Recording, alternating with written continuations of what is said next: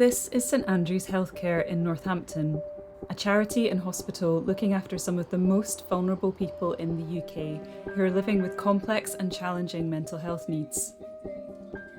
When I came, I had really bad anger issues, and I was quite scared because when I got angry, I was very destructive, I could be violent. For many, an admission here signals they've reached absolute crisis point. I had 2 blood transfusions alone from self-harming.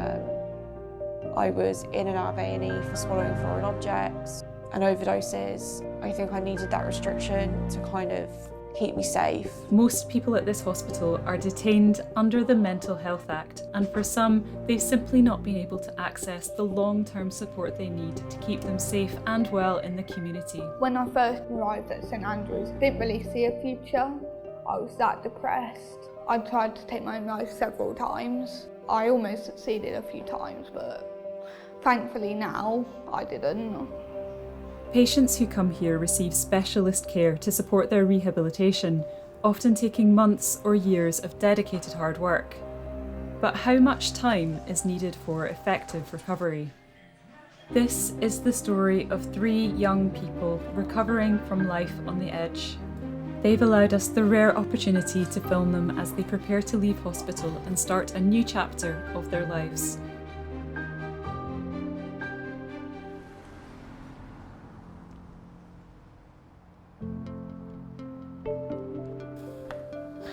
Vanilla extract, normal milk.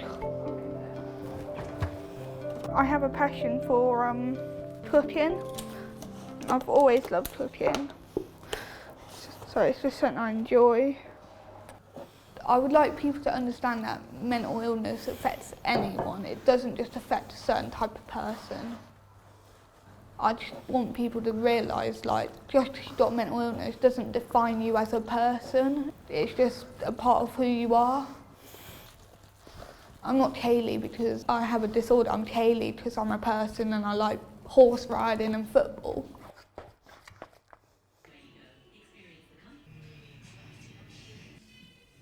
I've been at St Andrew's for 3 years now. I've been diagnosed with borderline personality disorder. Basically, it's through childhood trauma. You struggle to self-worth and you struggle to know your place in the world. And also voices and stuff. It's a dark place to be in when you first get it. When I first came in, I didn't want to get used to the staff just in case I had to move again. I've been in 5 different hospitals before I came here, so it was very unsettling.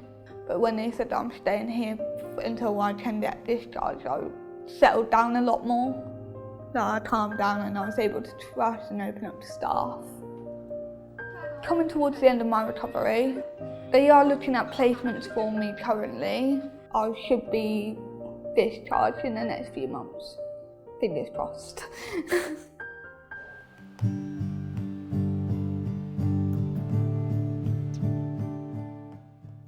I wouldn't think about what I was doing or what I was saying.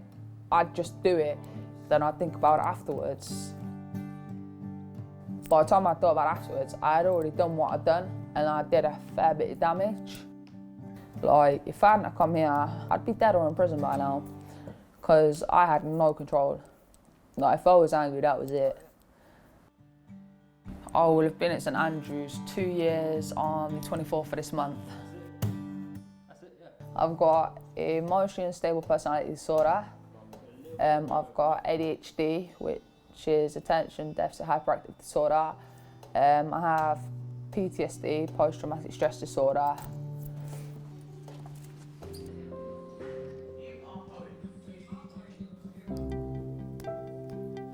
Hello, Ma, you alright? Good, just to let you know, I'm not going to see the place now till next Tuesday. I've been in and out since I was 14, so I've been in and out of various different amounts of hospitals and that. And this is probably it is genuinely one of the best I've been to, and it's one that's helped me most. Like I said, the day I get out, the day after I'm coming to yours, we're gonna have a nice dinner. Okay, we'll make a Sunday dinner. I'm at the point of where I'm ready to go now. I've been ready to go for a fair few months. Yeah, I do, Mum. For some people, it takes a hell of a long time to find the correct accommodation for them, for their needs. For me, luckily, the first place I got assessed by, I've been accepted, the funding's been accepted. There's someone in the flat that I'm going to, but they're vacating in about 6 weeks, which means I can then start doing the transition slowly. Bye. Oh, bless her.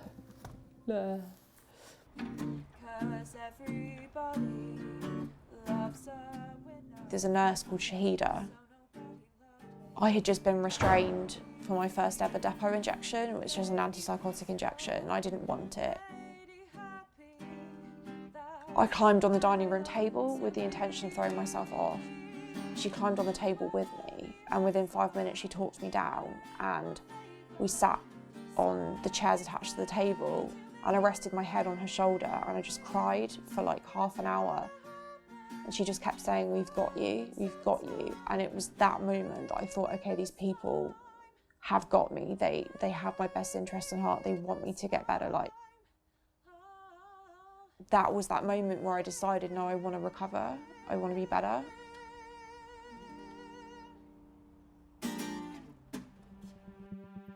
I've been in St Andrews 3 years now. I'm hopefully leaving in August. I'm kind of, I'm getting towards the end of my journey. If I get up in the morning and I feel a bit depressed, or I feel like I don't look nice or anything like that, like, it kind of makes me less motivated to get up and do stuff. But when I put makeup on and things, it makes me feel a bit better about myself. It makes me just function a little bit better as well. I have complex PTSD, OCD, bulimia and anorexia, but that's on and off, chronic depression, and I wouldn't say it's dissociative disorder, but I have like dissociative tendencies. When I first came here, I wasn't hopeful at all. I'd been in so many different placements and none of them had helped, and I kind of just thought, this is going to be another one of them things where I go somewhere, it doesn't work. But then when I got to know all the staff, all the patients, I had this renewed hope for life, that I could have a life and it might get better, and that's down to this place really.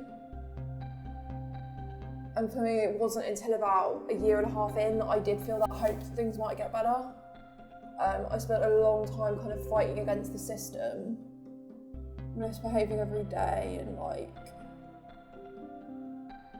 I want to say misbehave, I mean self-harm, because I didn't trust it. I'm a lot better than I was. Going through a little bit of a rough patch, but like, it's always up and down, like recovery isn't linear. One of the massive things people need to remember coming into here is just trust the process. Because so many people that come here are on their last chance kind of thing, like this is it, or I'm going to end up dead, or I'm going to end up in a long-time care facility.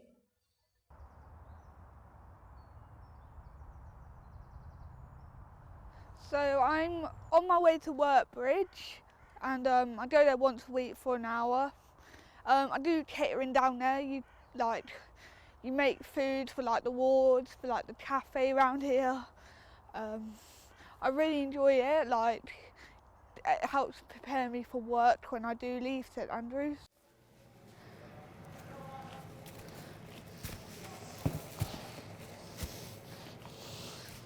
So how's your week been, Ben? Yeah, it's been great. Busy. Yeah. As always. That doesn't surprise me. We all think about our futures. When you're first really ill, you don't want to think about your futures. But when you get to a point that you are going to be discharged, you do think a lot about your future, like what you want to do, like do you want to go to college, what work do you want to do and stuff like that. I want to get out, I want to become a chef, go to college and just build a life for myself. I feel like it's where I belong, like doing catering. I feel happy, like I feel normal. I met Kayleigh actually the first day she arrived. I have worked with her probably for the majority of her stay here. I am an occupational therapist, but I'm also trained as a dialectical behaviour therapist, and that's really teaching the ladies the skills that they've been struggling with. So we're going to go over, we've done before, haven't we? You must have done 3 states of mind a few times. So reasonable mind, wise mind, emotion mind. So what I want you to do is think about... DBT it's helped slow my thought process down. It's also helped me think things properly through. It gives you tools to learn to deal with stress more. I've never had so much support in my life. They help you to learn to live with your disorders. Can you give me an example of one where you've been in emotional mind and you've made a decision where maybe actually if you're in wise mind you may have done something differently? When I've self-harmed before. Okay, yeah. Kayleigh was a very different person when she first came to us. She really struggled to manage her aggression, and we just don't see any of that now. She's really come a long way in managing that. And I think the DBT interpersonal effectiveness modules and probably the emotion regulation modules have really supported her in that. And if you had self-harm urges and you're in wise mind, what might you do? Use my skills and just talk to staff about how I'm feeling. Yeah. What DBT aims to do is to support patients. It's not a suicide prevention treatment, it's actually a treatment to support people to build a life worth living, and that's really what Kayleigh's done.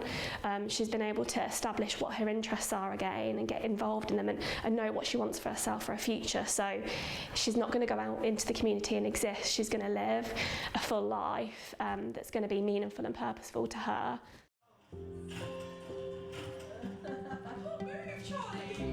Charlie has always been charming, very polite, very likeable, but when he first came to us he was very angry and also quite isolative.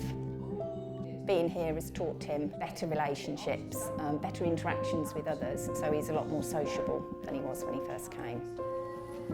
How you doing? I'm alright, thank you. How are you? Yeah, good, thank you. Fortunately for me, I've been here through your journey. You have, you came. So I've seen you at your worst and now seen you at your best. Yeah. Yeah, really proud of you, and you should be really proud of yourself. Thank you. Yeah, no, I never would imagined I'd be where I am now. I never thought my anger would get sorted.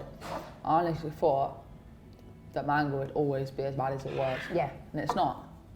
Charlie's acceptance of health and also of his diagnosis has been gradual, and the way that it's going to impact on him going forward. With regards to that, he has had a realisation of how different his life can be if he just takes a few steps to deal with the way he interacts with others and to deal with his emotion. I do think it's important that when they leave a unit like this and either move on to another unit in a less secure environment or into the community, that they get a lot of input with sort of rehabilitation. Because if they're thrown straight into the community without that input, I think sometimes it can undo a lot of the good that has been done. I'm obviously would be really sad to see you go, but yeah, it's also a joyous discharge. How are you feeling? What? Are you feeling About excited, anxious? About moving, a whole host of different emotions, but very glad as well. It's like, I'm back to me when I was not, I don't know how to explain it. Oh, fuck. Before you were... It's back to me before I had all my problems of self-harm. Yeah. For that. Yeah. Apparently I was quite a happy child. Yeah, I can see that.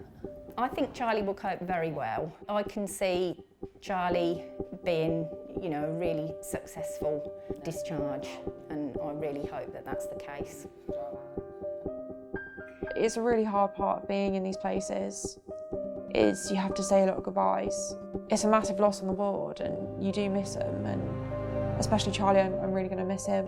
On this ward, I've been here the longest out of everyone, so I've seen a lot of people come and go, and it does feel like, oh, when's it my turn? But I know it's coming, so. I was the consultant on the ward when Jo was admitted, so I've known her throughout her entire admission. She's been with us a long time, and not all of that time has been positive moving forward. There have been a number of events that have happened that she's found difficult. She's slid maybe back a bit, but nowhere near back to square one. Do you want to pop outside for a quick chat? Yeah. Would that be okay? Yeah. Cool. The minute patients turn up, we should already be thinking about how we're going to discharge them, where they're going to go to, what care they're going to need. Irrespective of their diagnosis, irrespective of the treatment, we've got to be thinking about moving them on out of hospital. Now, it's certainly a long-term process in terms of the treatment. The average length of stay on my ward is between a year and 18 months. So Jo has been with us a little longer than that, but that's the nature of an average. So we are getting to a time where we need to complete that trauma work. So we've been able to stabilise Jo so that she's well enough to do the trauma work, and then complete that and then move on. But that's really scary for Jo, as it would be for other patients. You're doing so well compared to when we first met. And keeping that faith all that time is quite hard. So knowing that we've got patients who've got very similar issues and very similar treatment, and they get better and they leave. And the nice thing is, you know, some of the girls who've moved on and they've turned their back on hospitals and they're out for good. Yeah. I've never been anywhere long enough to kind of make friends, but this place, I've made some absolute friends for life, like supported me through everything. And we've seen each other in our like darkest moments as well, so I think that really strengthens the friendship. And when you're struggling, sometimes like it's nice to have a peer that understands what you're going through. How does it feel when some of your friends are getting ready to move on? It's hard, yeah, it is hard. Like, I miss them a lot, but I know that they're going on to better things, so it's a really good thing for them. But it is hard being kind of the one left behind and being like, oh, when's my time going to be? I just want somewhere that's mine to call my own for a bit, and I don't feel like I've ever had that, so it's Well, I was going to ask, have you ever had that? Has there ever been a stage in your life when you had your own front door and it's just you? No. Okay. So I can understand it's something you want to aspire to. Yeah. It's a big jump from being in hospital 24/7 to having less staff and being by yourself. But I do think with the skills that I've learnt here and everything, that I think I can do it now. Like, I feel like I'd be able to do it.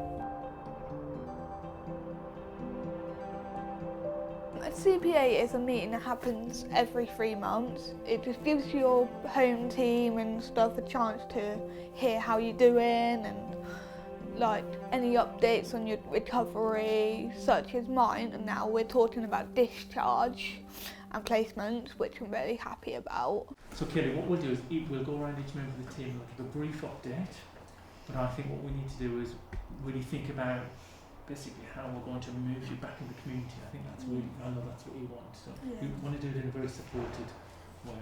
So Kayleigh identified what she felt she needed, and it is looking for supported living, 24/7 support, so somebody would be there all the day, all day, and a sleeping night. We felt that she didn't need a waking night, but a sleeping night would be good. And this is for a slow transition from hospital to community, because obviously it's going to be a big step. So that's really, really important, that it's going to be a slow transition. Yeah. That's really important. But we're very near. Yeah. So overall, I'm really impressed with your progress.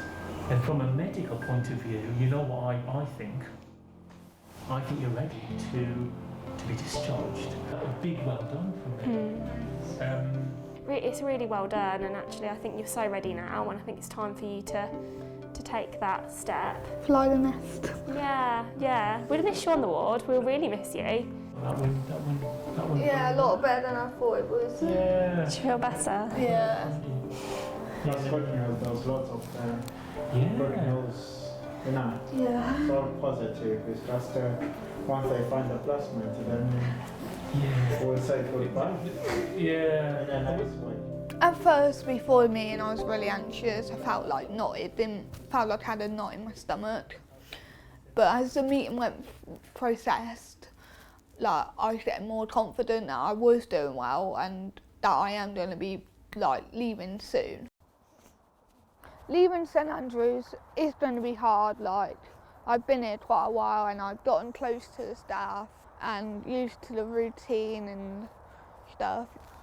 The main thing I remember about St Andrews is all the fun I've had since I've been here and how I've recovered well from my illness. Out in the community, like, there are going to be times where I feel like, oh, I can't cope, but then, like, you use your skills that you've learned in DBT, like, to manage your emotions and the intensity of how you feel. Obviously, no one can predict the future about me being in hospital again, but I'm going to try my hardest to never come back into hospital again. When I first came here, I hated people knowing I was in hospital, like, because I was worried that they're going to judge me and stuff like that. But now, like, yeah, I am confident to say that I have been in hospital, but like, and that it's made me a part of who I am and like made me a stronger person being in hospital. So no, I'm not worried about people knowing.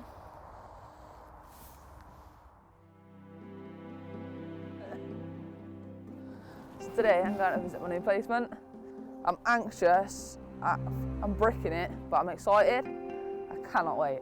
I'm anxious, I think, because I've been in hospital so long, and also like going to see my new flat, that's going to be like my near future thing, isn't it? So, yeah. And guess what we're getting on the way back, or on the way there? McDonald's. Yeah, I'm back. There, I'm back. Give me some love. You have to have a bit.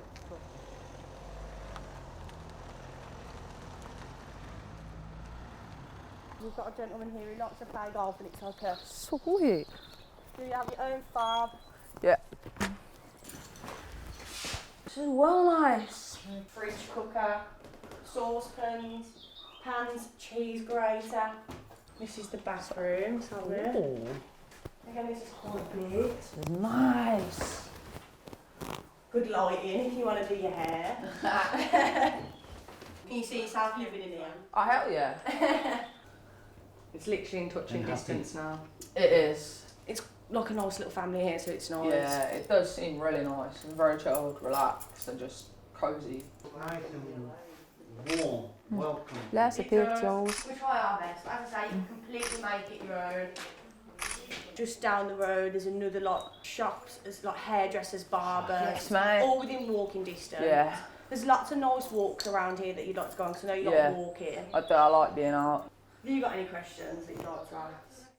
With bloods and stuff, right? I'm terrified of needles. I hate needles. Okay. Would someone come with me? 100%. We all do that anyway. A lot of the guys like support out in the community and to appointments. Yeah, What about what the residents, what they do as activities every day by day? Well, there are things as a company that they do, so there's like karaoke nights on Zoom, there's like quiz nights on Zoom. I don't know if it's nights, it's in the daytime, so but you know what I mean. There's lots of things really. We try and keep everyone as engaged as possible, but it's only really what they want to do, we can't. Yeah. I'll stay here now, goodbye. This is nice. We're all really looking forward to you coming. Oh, I'm excited, man. I'm actually buzzing, I can't wait. Yeah. I generally cannot wait. I can see it, it's nice. I can see your face even more bright. This is going to be the beginning of me having a life and doing something with it. It feels great, but I am absolutely terrified. I think 'cause I've been in hospital so long, coming to a place that is my own, it's going to be hard to adjust, but it'll be amazing as well. My mum was buzzing, like, because I turned around to her and I was like, told her where I am, she's dead happy. And I was like, I could be moving here sooner than thought, and she's over the moon with that. Like, she's like, oh, wicked. It's definitely a reward to come here. Yeah. You work hard with us, and this is your reward. Yeah. So I believe you deserve this 100%. Thank you. Nobody gave it to you. You earned it yourself.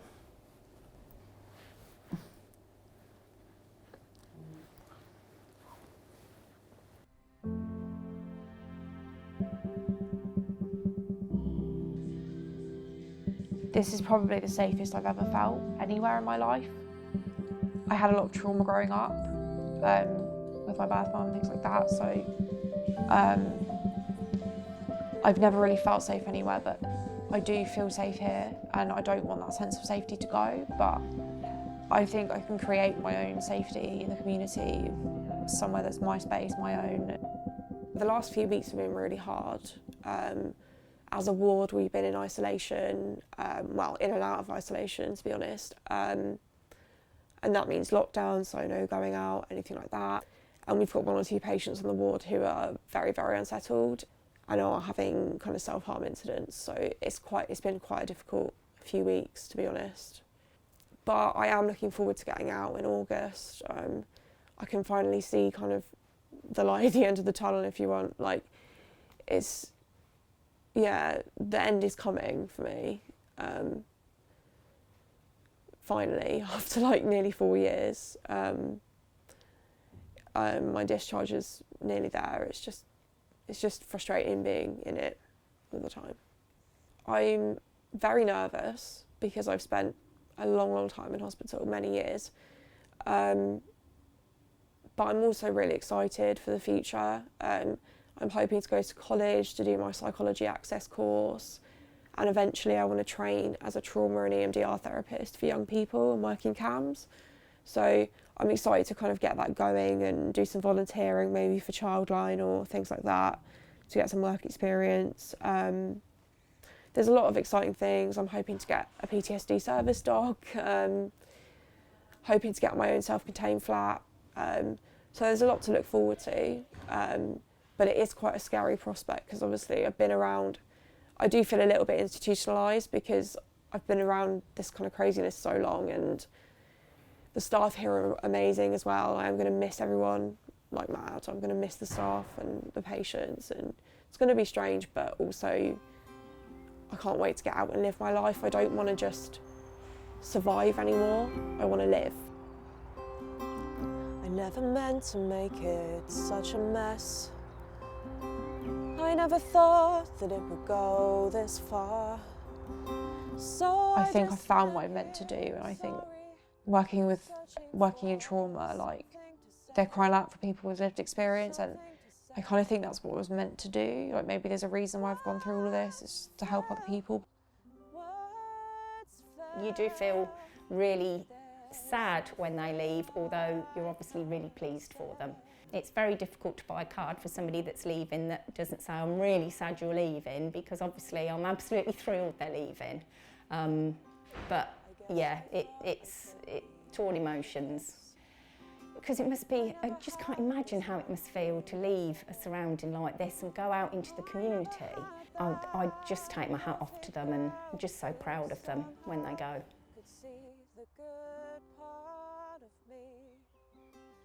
There's loads of moments that I look back on and think, this is why we do our job. Loads and loads, all the time actually. And I think that's why I love my job so much, and I think that's why the team come in every day and stay motivated. There are days where there's challenges, but the successes completely override that. We have seen a great deal of change in stigma. I think as a society we're more willing to be open about it, which I think is really helpful. And I think stories like this about ladies who can engage in treatment that is really effective and helps them get better will help further to destigmatise some of the stuff around mental health.